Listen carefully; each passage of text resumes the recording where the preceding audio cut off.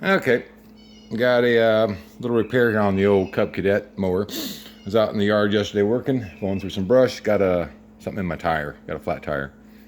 So I took the tire off to do this. I thought these were tubed, but these are tubeless, which makes life even faster.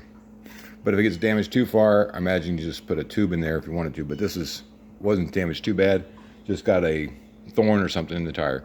But what you need to do is get one of these little kits. I use this many times. Just a little puncture repair kit. Comes with the little awl to clean it out. That's what you drive in the plug. And these are the little plugs. They're like little rubberized plugs. So what you do is find your leak first. That was where mine was at. You take the awl, basically like a file, and you clean it out, get all the debris out. Once you get that out, once you get it all cleaned out, you slide the little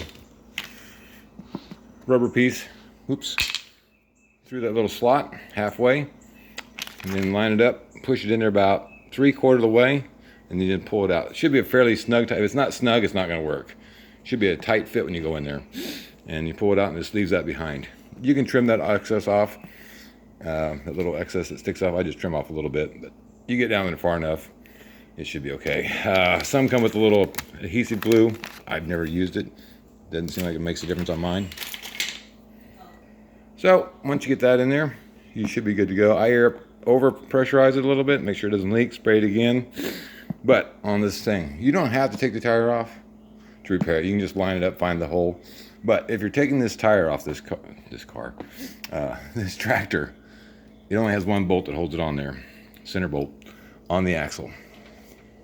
And it has a little cap over top of it. I just use my monkey wrench, pop it off, and you got to the end. It's a 13 mil. So, but when I was taking it off, it's really snug. I mean, just didn't feel like it's wanting to come off real easy. So I kept spraying it with this liquid wrench is what I use. A few turns, go slow, because what you don't want to do is break that off on the axle. So just take your time. But like I said, you don't have to take that tire off.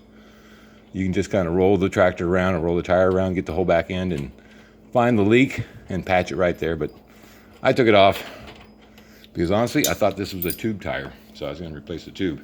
But since it's tubeless and it's not too bad, you can just patch it. So I'm going to go ahead and it's got a notch. You can't really mess it up. It's got a odd shape there. So putting it back on is not a big deal.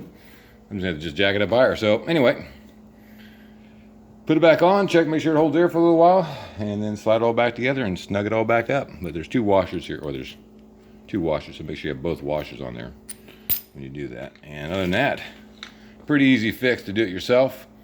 Done it on mini tire, on mini car. First time I've done it on the tractor. So anyway, hope that helps somebody out there if they get a flat tire. Be safe and good luck.